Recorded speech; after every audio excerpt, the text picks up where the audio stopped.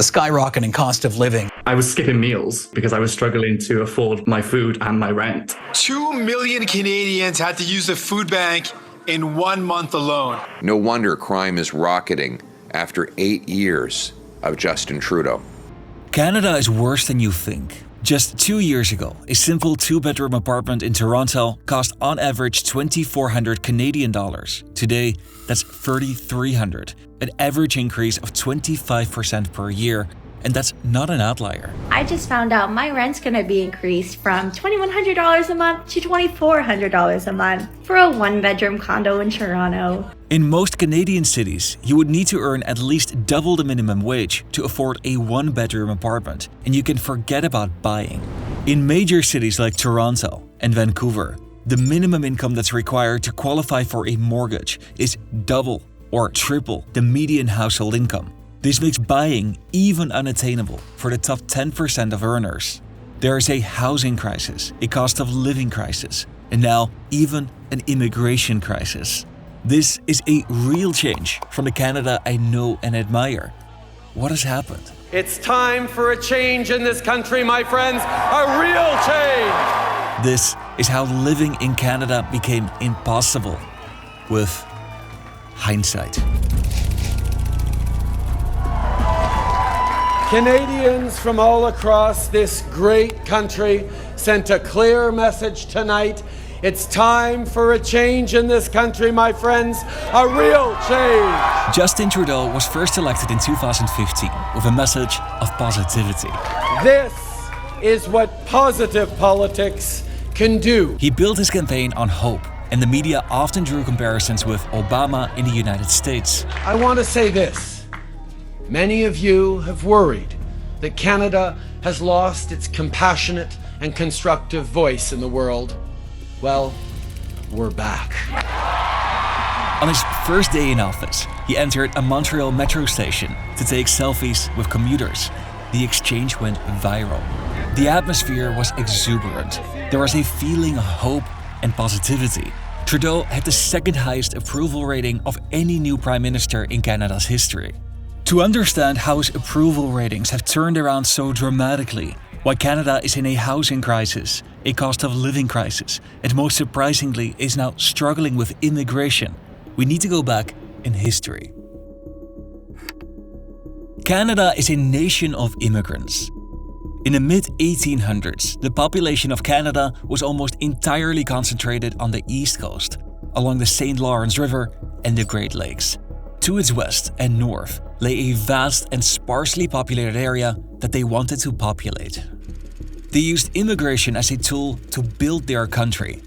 They attracted new people with a comprehensive marketing campaign. "Build your nest in Western Canada" was the message, calling it the New El Dorado. Boatloads of prospective migrants arrived in Canada and were vetted by migration officers. They were particularly eager to attract talented farmers. They could help Canada's westward expansion by settling uninhabited areas. They built villages and turned them into cities, attracting commerce and industry, over time strengthening Canada's grip on the West. By 1920, population centres had emerged all along Canada's southern border. They grew from 3 million inhabitants to 9 million. These immigrants were selected on merit, but also on race. Canada wanted to maintain the status of a white man's country. But after World War II, these discriminatory practices came under scrutiny. Canada started to build its modern immigration system. This was based on a points system. Prospective immigrants were scored based on their age, education, training, and language skills. The basic philosophy is that immigrants are selected based on their merit and what they can contribute to the country. This system is still in place in Canada today, making it the oldest immigration system of any country in the OECD. An early challenge was that an increasingly large percentage of newcomers were family members. In 1971, economic migrants made up 73% and family members 21%. But a decade later, this had turned around. Family members were seen as unproductive consumers of welfare benefits, and this prompted the government to make entry requirements stricter. By 1995, the percentage had dropped to 36%. Canada vested a lot of power in the federal executive branch of government, which makes it possible to respond quickly to unwanted flows of migrants. They kept identifying weak spots and making improvements, and by the early 2000s, the system was hailed around the world as one of the best. Even Donald Trump had good things to say about it. Nations around the world, like Canada, have a merit-based immigration system. But what was most impressive were Canada's exceptionally high levels of public acceptance. Immigration, until recently, wasn't a controversial issue. In 2018, 2/3 of Canadians believed that immigration was a good thing for their country, the highest level of any country in the OECD. But that wouldn't last. Canadians are almost universally positively inclined towards immigration. We know that immigration is a source of strength and resilience and growth for our communities, and that's a wonderful thing we should be very, very proud of. Public opinion on immigration has shifted dramatically during the last years, from people feeling overwhelmingly supportive to most people feeling concerned. During the first 4 years under Trudeau, the population grew at a record pace, mostly because of immigration, and it slowed during the pandemic, and that's where the problem started. Canada was facing a host of challenges. One of them was a shortage of workers. There are difficulties in all major sectors, from construction to healthcare. Companies were just unable to find the people with the right skills. It's simple to me. Canada needs more people. This was the new Minister of Immigration. Canadians understand the need to continue to grow our population if we're going to meet the needs of the labour force. Fraser, like many before him, saw immigration as a tool to fix specific issues, the worker shortage, but also demographics. You know, immigration in Canada is not just something that we do, it's who we are. It's who we've always been. All across the Western world, the population is aging, and that is an issue. But in Canada, it is extreme. In 1971, there were 7 people of working age for each senior. In 2012, this was down to 4. The projection is that there will only be 2 workers for every retiree by 2036. The number of Canadians that are over the age of 75 will double over the next 2 decades, while fewer people are entering the workforce. If we don't do something to correct this demographic trend, the conversation we're going to have 10 or 15 years from now won't be about labour shortages. It's going to be about whether we have the economic capacity to continue to fund schools and hospitals and public services that I think we too often take for granted. This inspired a radical new immigration plan. In 2022, Canada had set a record population growth, and they announced to welcome 465,000 permanent residents in 2023, 485,000 in 2024, and 500,000 in 2025. And we are staring at one of the greatest economic opportunities of our time when people around the world are looking to move, and Canada has become the world's top destination for people who are thinking of leaving their country of origin to pursue economic opportunity elsewhere. They saw immigration as a race for global talent, and they had every intent on winning. Their target was to have economic migrants make up 60% of newcomers, an ambitious goal. And they particularly targeted workers in sectors with the highest demand, like healthcare, skilled trades, manufacturing, and technology. But when these plans were announced, immigration offices were already 2 million resident applications behind on their work, and there was already a shortage of housing. When you talk about the housing crisis that we're facing, which we are facing, one of the limits on creating more housing is the challenges on having enough construction workers. But Trudeau and his cabinet members saw immigration as the solution, not the problem. And in 2023, Canada's population grew with the fastest rate in almost 70 years. This was the fastest growing population of any country in the OECD. More extreme voices like the Century Initiative lobby to grow Canada's population to 100 million by the end of the century.